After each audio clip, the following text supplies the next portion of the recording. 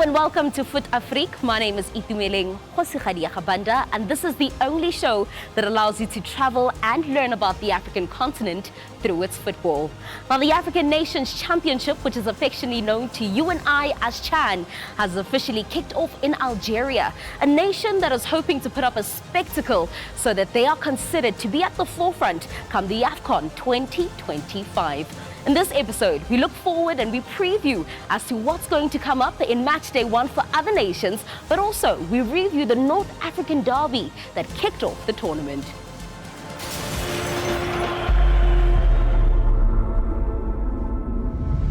It was in the year 2009 that the African Nations Championship was established, and then in 2014 they finally got certified from FIFA, and that's when nations started to take this competition very seriously. Now, in the 7th edition, the world is still divided into two as to whether this tournament is important or not. Joining me in studio today for the first time as my analyst, Adelani Ogunrinade. Happy New Year, season's greetings. Yes, I'm so excited to be here. Yeah, very excited to be here. Let's talk about your name. Many people may not know, but you get to discover the African continent through its football right here on Fut Afrique. Adelani, what does that mean? Adelani, the name means we have a crown. Yeah. We have a crown, one nation that at this moment in time is definitely wearing the crown. All eyes on them, Algeria. 4 venues, 4 cities, the city of Alger, Oran, Constantine. They're all going to be hosting these amazing games. I can't wait. Yeah. A sold-out affair in the first game. Now, do you believe that they have what it takes to host the 2025 AFCON should they do well in CHAN 2023? Oh, they certainly do. We saw the Mediterranean games. It was beautiful. I have faith in Algeria. Yeah. I mean, in their first game, it's them and Libya. Obviously, it's two experienced teams, which we saw was a spectacular game. But how far do you believe the host nation will make it? As we know, the host nations most of the time do choke. Yes, I mean, we saw what they did in 1990 when they hosted a major tournament. They won it in front of the home crowd. They can definitely do it again. The Desert Foxes, the Mediterranean Kings. Yeah. You can't rule out North Africa in this tournament. Yeah, the Maghreb region definitely dominates when it comes to football on the African continent. Timber Tabari had a great look as to what this game means for both these teams. Thank you, Itumeleng and Adelani. The first game of the 7th edition of the CHAN African Championship ends 1-0 in favor of the host country, Algeria. The Desert Foxes, just nipping the Mediterranean Knights, formerly the winners of this tournament in 2014, 1-0. It was only Almien Marou's goal that separated Algeria from Libya, and the game ended 1-0 in this Gingat Stadium of Nelson Mandela, built in honor of the former president of South Africa. The game was evenly contested. Even as expected, Algeria attacked from the first whistle, but the defense of Libya stood firm, taking the game into the break 0-0, though the ball possession was 62% in favor of Algeria, as opposed to 38% in favor of the Mediterranean Knights.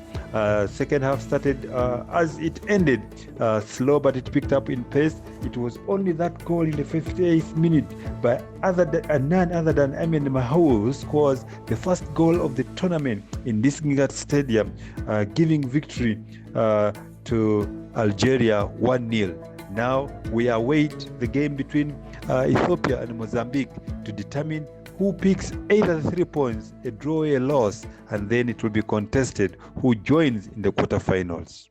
Thank you so much, Tim. But match day one, as I said, means different things to different people. Ethiopia and Mozambique will go head-to-head in their match day one game. Ethiopia, a team that most people don't necessarily understand how they play, but their league over the years seems to be getting better.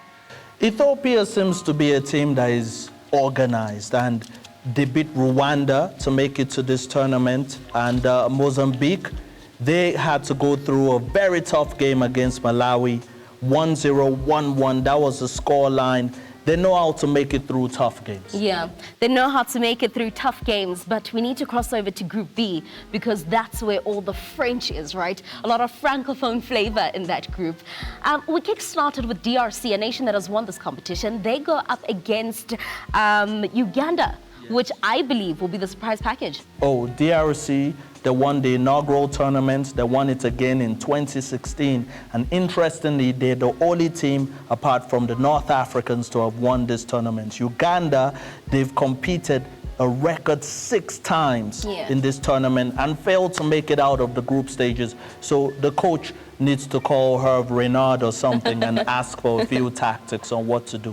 Well, Milton Shurievich, who is the head coach for Uganda, possibly at this moment in time, wants to make his 4th appearance at this tournament a memorable one, right? Let's move on to the next game that we can expect in Group B, which will be Cote d'Ivoire and Senegal. Senegal, talking about them, their nation that in their preparations, they went out to Egypt.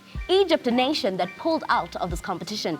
Senegal, they will be making it for the first time in 11 years. They will be competing in this tournament. And their coach, we know he used to play for their national team, so he knows what it means to produce moments of magic. I think Senegal could definitely do well in this tournament.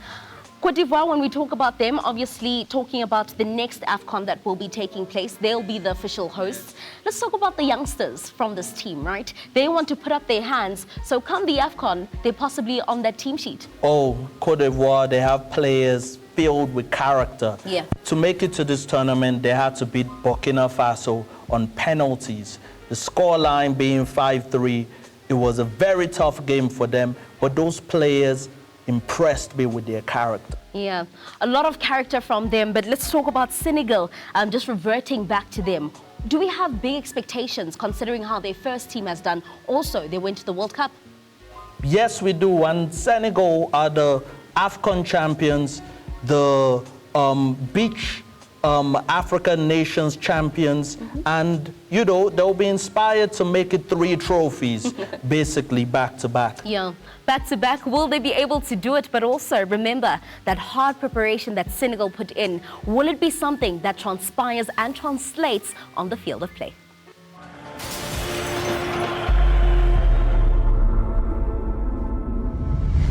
Stand out from the crowd with Betfred. Enjoy betting on all your favorite numbers, sports, slots, and live games. Enjoy the thrill on our data-free online betting site. Take advantage of our bonus offers. Join our loyalty program with daily rewards. The Betfred promise is value for money, friendly service, and fast payments. When you choose to bet, Betfred.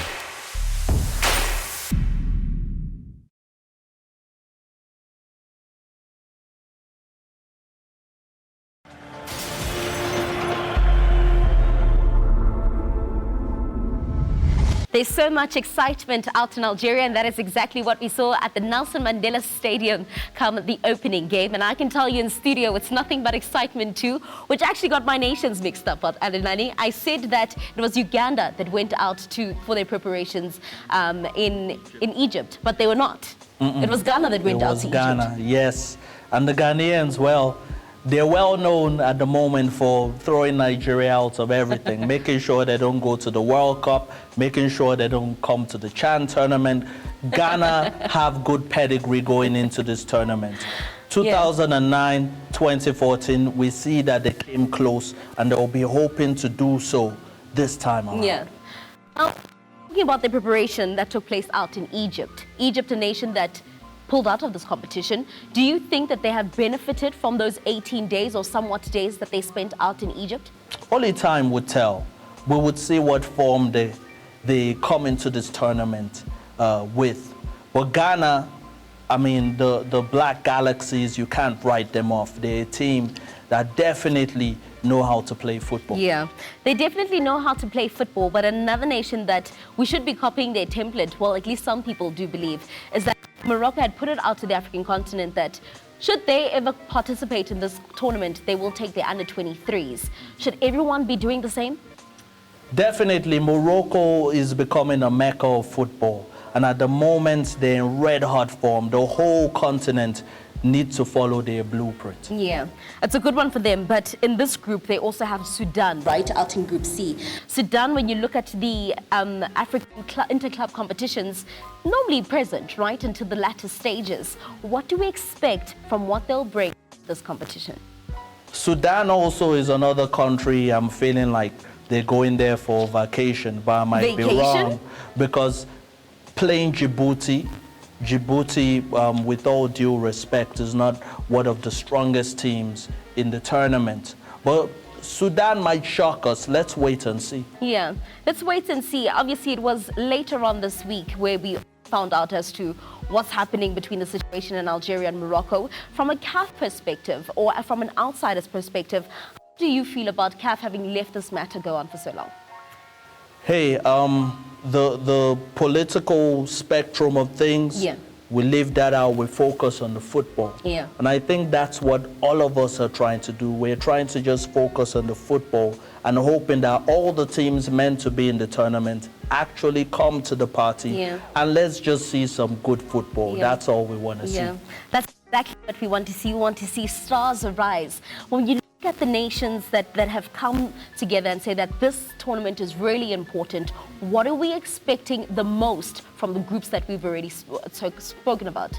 Yes, I mean, we've seen the relationship between CHAN and the African Nations Cup. Yeah. A team like Congo, after winning the CHAN, we saw what they did in the Nations Cup, like barely a year after, making it to the latter stages of the African Nations Cup. Is just to show you how important this tournament is. It's a beautiful tournament. We also see players like El Kabi, that was one of the best players in the CHAN, actually the best player in the 2018, taking Morocco to the World Cup and not being chosen. Anyway, that's a story for another day. I need to play devil's advocate just for a little bit, right? Because while there are people who say that this competition is good, others do not believe that, right? And many say this because, yes, you have the stars emerge in this tournament, but you never see them playing in the national teams in the later years, in the latter years of their careers. For instance, Senegal, when they went to the World Cup, it was comprised completely of international players. What would you say from then? Is it motivating for the young ones, or how do they find the encouragement to keep on showing up and putting up their hands? But listen, there are always scouts watching. Yeah. And once you wear your country's colors, you know that you have to produce your best. Now it's up to the coaching staff to decide whether you play or not. But you always want to put yourself in a position where a scout somewhere would look at you and be like, wow, look at that player. So I think it's totally going to motivate these local players. Someone somewhere might pick up on their talent. When it comes to the coaches themselves, obviously we've got a fleet of local coaches taking their nations to Algeria for this competition. 15. Yeah. 15 what out do you feel of 18. about that? Oh, I feel so good about that. Looks like a run back of the World Cup, yeah? Yes, We had African coaches. And seeing like Senegal's coach, he was part of the 2002 World Cup squad. He knows about creating magic. Yeah. You know, also Algeria's coach, he took the Algerians to the World Cup in 2014 in Brazil, and now he's in charge of them with this CHAN tournament. So giving local coaches a chance to do their thing is such a beautiful thing also in this tournament, to not only see new talent, also see the coaches doing their thing. Now, a lot of people believe that this tournament is an opportunity for nations to fully show the world or show the African continent their type of football, because you don't have any influences from outside. Do you agree with that? Of course I do. I mean, this CHAN tournament, really, I think it should just keep going, because we're seeing reflections of it even in the national teams. You know, these local players want to play for their national sides, so they're going to make this CHAN tournament something very prestigious in years to come. Yeah, with it being prestigious, we talk about the local leagues across the African continent. Would this be a motivation, especially for the nations that have not made it, like a South Africa, a Nigeria, who are not present? What does this say about their local leagues and them not being able to make it into a tournament that's made for local players? Oh, I believe football happens in cycles, and I think the FAs are going to be looking at the other FAs and trying to see like what they're doing right. Morocco for me is the blueprint right now. Everybody needs to see how their local leagues are being run, how efficiently they're being run, and everybody needs to step up. I know, like, seeing how the local leagues were run well and what they did in the World Cup, everybody's just going to wake up and try and see how they can improve. Yeah. So it's a good thing. Yeah, it's a very good thing. I mean, another thing that also just crosses my mind at this moment in time is when I think of Chan, right? And I think of local-based players. This is where the world is watching. Locally based players will put up their hands and they'll shine. But it will be the outsiders, the European countries, who will possibly come and find their gold on the African continent. When do we get to a point where we celebrate the movement of players on the African continent? For instance, you've signed in Algeria from South Africa. When do we celebrate that? I feel it's always celebrated, really. Yeah. You know, anybody that follows the local leagues knows the best players in the local leagues. But let's face it, when they go international, that's when they could really show that, okay, everything I learned in the local league, I'm taking it there. You know, it's always the yardstick for greatness. Yeah. So really, I feel like everybody's respecting what, you know, certain players are doing in the local leagues, but we're always looking forward to seeing them in your English Premier Leagues, in your Champions League. And it's a natural thing if you're a football lover. Yeah.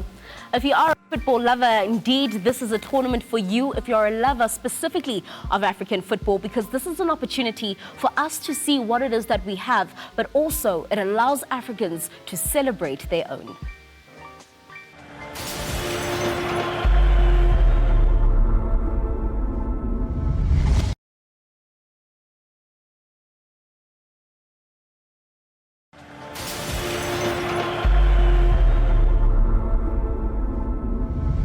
Welcome back. You're still watching Fut Afrique. In this edition, we're talking all things about the 7th edition of the African Nations Championship. Now, in Group D, we have Mali and Angola, right? These nations, I don't believe that they're strangers. They've met each other before. Yes. I'm not sure whether you were born that time. But the 2010 African Nations Cup, what a game. Yeah. We saw Angola leading 4-1, Mali coming back, tying the game at 4-4. That's what football is all about. Yeah. Angola seemed to be very serious about this competition, right? They went out to Portugal for their preparations. Let's just talk about that. African countries going out to European nations for their preparation and also to gain knowledge and experience. Does that really benefit us or does it take away from us? Listen, that means nothing to me because we've seen the Qatar national team. You saw like they were in a training camp 6 months before. When it got down to the real business, they showed them that they were wasting their money on plane tickets.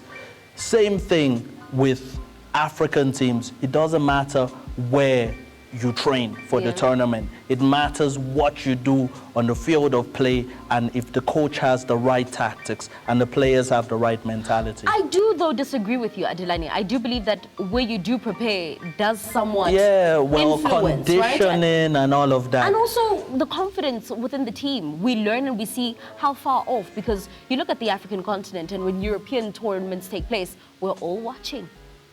For me, we aspire to be like them. For me, I beg to differ. Okay. It's all about what you do on the day, the tournament, you know. And Mali, Angola, I think we're about to see another incredible game. Mali will show them that you can go to space to practice, but now we will show you how to play football. Adelani says Mali is going to be showing Angola as to how they should be playing and what to put on the field of play on the day. But Mali has had an incredible run up until this point. They're part of the reason why my lads are not present. Bafana Bafana. Yes, Angola, you mean. Angola prevented South Africa from coming to this tournament. Mali, Sierra Leone, they beat Sierra Leone 2-1. It was also a very close encounter, 2-1, 2-0 well, forward at aggregate. Yeah. But Mali definitely are a very, very good side. Yeah. And I saw that against Sierra Leone when they had to beat them to come to this tournament. Yeah. Yeah. So you don't believe that Angola will be bringing their winning mentality back into this tournament and they will want it to continue? Of course, it's going to be a very tough game. Tactically, I know that the scoreline is probably going to be a marginal win for Mali. I'm just letting you know because you mentioned earlier that they went to Portugal to train. For me, that doesn't matter. Yeah. It matters who wants it more Yeah. on the day. The coach of Angola, just before we move on to the next team, the coach of Angola, Coach Petro, doubling up as the coach for this tournament, as also as the coach for the first team. Do you think that that will have any influence as to how Angola stay true to the Angolan type of play? Yeah, it definitely is going to have, I like continuity in football, Yeah. so I just like that storyline already. Yeah. Cameroon in Group E, they go up against Congo. This is going to be very interesting. Fourth appearance for Congo and a fifth for Cameroon. A lot of people talking about the controversy that took place as to how Congo qualified, but fact remains is that they're there. What can we expect from them? Oh, the central zone, Congo, we saw them thrash Chad. The Cameroon also, a strong team in African football. It's also going to be a tough game. Yeah. We know we've seen one win, one draw between these two sides, and every time these two sides play, it's always a very, very tough encounter. Yeah. All 6 central zones got into this competition because of that away goal rule. Right. Does that say anything about them, or if it doesn't matter at all? For me personally, the way I see the away goal rule at times, Yeah. it could be very unfair on teams at times. So, it really isn't that important for me. For Yeah. me, I'm just focused on the tournament, how the teams perform in stressful situations. Yeah. Is the 89th minute, you need a goal. Do you have it in you to get the best out of yourself? So that's how I see it. You look at the two Congos, a lot of people would say, why do we have two Congos? DRC being very successful in this competition, and you look at Congo-Brazzaville on the other side, where they will probably want to mimic their brothers, right? And at least try or aspire to be like them. Just how far off and what can we say is the similarities between the two and the big differences that we see? Both Congos are actually tough sides. Yeah. Look, from watching African football for a long time, I've realized that Congo isn't a team that you write off. Like I mentioned earlier, we saw Congo in the Nations Cup do amazing stuff that nobody expected them to do. So I think both Congos are not far off, and when it's a derby, when it's a Always country exciting. you know well, there's always that extra bite to it. Yeah. So I think both teams are not so far off. Yeah. And that is it. When you look at the African continent, that's the beauty of it, right? We have sister nations, brother nations, and nations that we will want to make the similarities. But at the end of the day, what we see that is really makes the nations different is the football that is played on the field of play.